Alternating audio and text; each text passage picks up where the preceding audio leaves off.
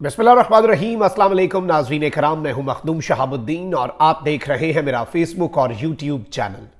उम्मीद करता हूं आप सब लोग बखैर आफियत होंगे और जहां भी होंगे अपने अहले खाना समेत खुश भी होंगे और महफूज भी। नाज़रीन कराम, आज इमरान खान की शाहरग पर छुरी रख दी गई है। इमरान खान को तोड़ने के लिए वो आखिरी हरबा जिस पर इमरान खान टूट सकता है, वो आखिरी वार जो है वो भी कर दिया गया है और दो फैसला कुन मुकदमात जो हैं वो आज की तारीख में दर्ज हुए हैं और आइंदा चंद दिन में मामला आर होगा या फिर ये मामला पार होगा।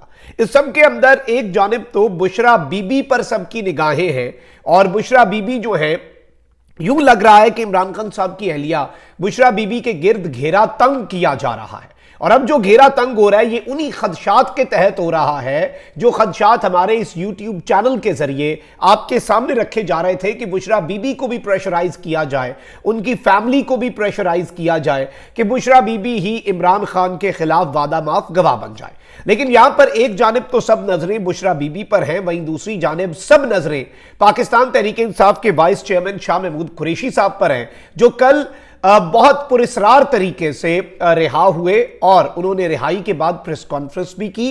प्रेस कॉन्फ्रेंस के अंदर उन्होंने पीटीआई को ना छोड़ने का ऐलान भी किया, इमरान खान साहब से मुलाकात का ऐलान भी किया, आज वो खान साहब से मिल भी रहे हैं। और इस सब के अंदर यह सवाल पैदा हो रहा था कि शाह महमूद कुरैशी साहब के पास ऐसा कौन सा जादू है कि जिस जादू के तहत शाह महमूद कुरैशी साहब को दोबारा गिरफ्तार नहीं किया गया। इसकी वजह से बहुत से लोगों को शकूक शुबहात जो है उनमें जाने का मौका मिल गया और वो शकूक शुबहात में डूबे रहे। और अब यहां पर जो स्टेटमेंट आई है जावेद लतीफ साहब की कि दिफाई इदारों पर हमले होने और इसकी प्लानिंग में शाह महमूद कुरैशी मुलव्विस नहीं थे, यानी पीएमएलएन के वो एक्सट्रीम ज़हन रखने वाले लोग भी शाह महमूद कुरैशी साहब को क्लीन चिट दे रहे हैं 9 मई के वाकयात से। ये मामला किस तरफ को जा सकता है और क्या खान साहब को इस बात पर कन्विंस किया जाना है कि अपने हाथों से अपनी पार्टी की जो कमान है वो शाह महमूद कुरैशी साहब को आप दे के कुछ अरसे के लिए पीछे हट जाएं, कुछ अरसे के लिए मंजरनामे से हट जाएं। तो इस हवाले से भी गुफ्तगू कर लेते हैं और इसे भी डिस्कस कर लेते हैं, हर पहलू को डिस्कस करना जरूरी है। अच्छा, अब यहां पर एक जानिब तो मैं आपको यह बता दूं कि सुप्रीम कोर्ट में भी एक बड़ी समाअत हुई है और Supreme court Review of Order and Judgement Act के खिलाफ दायर दरखास्तों पर और पंजाब इंतखाबात नजरसानी केस की समाअत सुप्रीम कोर्ट ऑफ पाकिस्तान में एक साथ हुई। चीफ जस्टिस पाकिस्तान की सरबराही में 3 रुकनी बेंच ने केसेस की समाअत की। बेंच में जस्टिस एजाजुल एहसन और जस्टिस मुनीब अख्तर शामिल थे। समाअत का आगाज हुआ तो चीफ जस्टिस ने कहा कि हमारे पास कुछ दरखास्तें आई हैं, रिव्यू एक्ट का मामला किसी स्टेज पर देखना ही है, अटॉर्नी जनरल को नोटिस कर देते हैं, रिव्यू एक्ट पर नोटिस के बाद इंतखाबात केस एक्ट के तहत बेंच सुनेगा। अली जफर साहब, आप भी रिव्यू एक्ट पर अपना नुक्ता नजर बता दें। तहरीक इंसाफ के वकील बैरिस्टर अली जफर ने कहा कि सुप्रीम कोर्ट रिव्यू एक्ट आइन के खिलाफ है। प्रैक्टिस एंड प्रोसीजर एक्ट में भी यही मामला उठाया गया। सुप्रीम कोर्ट ने प्रैक्टिस एंड प्रोसीजर एक्ट पर हुक्म इम्तना दे रखा है। Supreme court practice and procedure act का हुक्म इम्तना रिव्यू एक्ट पर भी लागू होता है। सुप्रीम कोर्ट पंजाब इंतखाबात नजरसानी केस को सुन सकती है। सुप्रीम कोर्ट रिव्यू एक्ट हुक्म इम्तना की वजह से इस अदालत पर अभी लागू नहीं होता। अदालत इंतखाबात नजरसानी का फैसला रिव्यू एक्ट के फैसले तक रोक सकती है। इंतखाबात नजरसानी केस में दलाइल तकरीबन हो चुके हैं, अब केस मुकम्मल कर लेना चाहिए। जस्टिस मुनीब अख्तर ने कहा कि अगर रिव्यू एक्ट लागू होता है तो इलेक्शन कमीशन के वकील को लार्जर बेंच में दोबारा से दलाइल देना होंगे। अदालत कैसे पंजाब इंतखाबात केस सुने अगर सुप्रीम कोर्ट रिव्यू एक्ट नाफिज हो चुका है? बताएं कैसे हम पर supreme court review act Punjab इंतखाबात नजरसानी केस में लागू नहीं होता। चीफ जस्टिस पाकिस्तान ने कहा कि सब चाहते हैं कि पंजाब इंतखाबात नजरसानी केस का फैसला हो। इलेक्शन कमीशन के वकील ने यह दलील दी कि उनके पास वसी तर इख्तियारात हैं, अपील की भी कुछ हदूद होती है। पंजाब इंतखाबात नजरसानी केस नया नहीं, इस पर पहले बहस हो चुकी है। इलेक्शन कमीशन के वकील के दलाइल नजरसानी का दायरा इख्तियार बढ़ाने पर थे। इंतखाबात नजरसानी केस लार्जर बेंच में जाता है तो इलेक्शन कमीशन के वकील दलाइल वहीं से शुरू कर सकते हैं। अदालती फैसला तारीख में रहेगा कि 90 रोज में इंतखाबात लाजमी है और इस सब के अंदर 14 मई के फैसले पर अमल दरामद मुमकिन नहीं, मगर यह फैसला तारीख बन चुका है। यह बात वाजे कर दी चीफ जस्टिस ने। अदालती फैसला तारीख में रहेगा और देखना तो यह है कि इंतखाबात के लिए 90 रोज बढ़ाए जा सकते हैं। क्या 9 मई के वाकयात के बाद हालात वो हैं जो आइन में इंतखाबात में इंतवा के लिए दर्ज है? हर चीज तशद्दुद और जोर जबरदस्ती से नहीं हो सकती। अब एक जानिब ये सारी बातें हुई हैं तो वहीं दूसरी जानिब पीटीआई के वकील अली जफर साहब ने मजीद बातें भी की। और अब इस सारे के सारे मामले के ऊपर मैं आपको यह बता दूं कि चीफ जस्टिस ने केस की समाअत जो है वो 13 जून तक मुलतवी कर दी। अदालत ने Supreme court Review of Orders and Judgements Act case में अटॉर्नी जनरल फरीक मुकदमा सदर, विफाकी हुकूमत, वजारत पार्लिमानी उमूर जो है उन्हें नोटिस जारी कर दिया है। और इस सब के अंदर जो चीजें हैं अब आगे चल के पता चलेंगी, लेकिन मामला जो है वो फंस चुका है और सींग जो है वो इस वक्त फंसे हुए हैं। और जाहिर बात है कि चीफ जस्टिस के ऊपर अभी भी हुकूमत का जो गुस्सा है वो कम नहीं हो रहा। चीफ जस्टिस जो है या फिर ये 3 रुकनी बेंच जो है इससे बड़े खाइफ नजर आ रहे हैं ये सारे के सारे लोग। अच्छा, वहीं दूसरी जानिब आप ये देखें कि जो वकील साहब जान से गए और उन्होंने इमरान खान साहब के खिलाफ संगीन गद्दारी का एक मुकदमा और एक पिटिशन दर्ज करवा रखी थी, दायर कर रखी थी, जिसकी आज समाअत होना थी। और इस सब के अंदर अता तारड़ साहब ने कल एक प्रेस कॉन्फ्रेंस भी कर दी और अब उन्होंने ये बात कही है कि सीनियर वकील अब्दुल रज़ाक शर से मुतल्लिक बात पूरे वसूख से की है और जो प्रेस कॉन्फ्रेंस की तो कुछ ना कुछ मालूमात हमें मिली होंगी। मैंने जो बात की है पूरे वसूख और शवाहिद की बुनियाद पर की है। हमारा अज़्म है कि वकील के कत्ल का केस मंतकी अंजाम तक पहुंच जाए। उन्होंने कहा कि आला अदलिया की सहूलतकारी और चंद मखसूस जजेस की सहूलतकारी से वो राह फरार इख्तियार करना चाहते हैं। कोई गिरफ्तार या तहकीकात करने जाए तो पेट्रोल बम मार देते हैं। मुज़ाकरात का एक वक्त था, हमने हर तरह से ताउन किया, लेकिन इन्होंने यादगार शोहदा को आग लगाई। किसी दहशतगर्द से मुज़ाकरात नहीं होंगे। जो काम तहरीक इंसाफ ने किया है मैं नहीं समझता कि उस पर माफ़ी मिलनी चाहिए। अच्छा, वहीं दूसरी जानिब जो बड़ी अपडेट है वो ये है कि इमरान खान के खिलाफ संगीन गद्दारी केस के दरखास्त गुजार सीनियर वकील अब्दुल रज़ाक शर के कत्ल का मुकदमा इमरान खान और दीगर के खिलाफ दर्ज कर लिया गया है। और ये जो मुकदमा है ये मकतूल वकील के बेटे की मुद्दत में दर्ज कर लिया गया है और कत्ल का मुकदमा शहीद जमील काकड़ थाने में दर्ज हुआ है। और ये एक बहुत बड़ी डेवलपमेंट है, क्योंकि आप देख लें कि इस तरह के कत्ल के इल्ज़ाम में, क्योंकि जब स्टेट जो है वो कुछ करना चाहे तो भुट्टो की तरह से की तर्ज पर फांसी जो है वो भी लगाई जा सकती है। अनफॉर्चुनेट है, लेकिन अब मामलात जो है वो उसी तरफ को जा रहे हैं और खान साहब के गिर्द जो है वो घेरा मजीद तंग किया जा रहा है और खान साहब के ऊपर डायरेक्ट जो है वो कत्ल का इल्ज़ाम है। तो ये चीज़ आप समझ लें कि बड़ी इंपॉर्टेंट है। अच्छा, वही अब आ जाते हैं बुशरा बीबी वाले मामले पे, फिर शाह महमूद कुरैशी साहब वाला मामला भी डिस्कस कर लेंगे।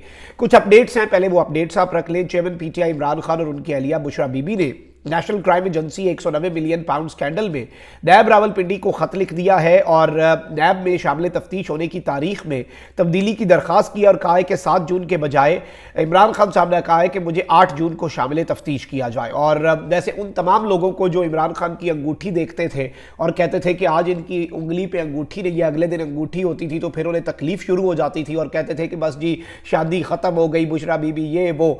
तो बुशरा बीबी ने दरख्वास्त में कहा है कि मेरे शौहर कल इस्लामाबाद आएंगे, पर्दे के बायस शौहर के साथ ही नैब आना चाहती हूं। तो उनके भी अरमानों पर पानी फिर गया है, जो कह रहे थे कि इमरान खान और बुशरा बीबी की गॉड फॉरबिड अलहदगी हो चुकी है। तो ये बात आज बुशरा बीबी ने की है, लेकिन बुशरा बीबी साहिबा जो है उनके ऊपर घेरा जो है वो तंग किया जा रहा है।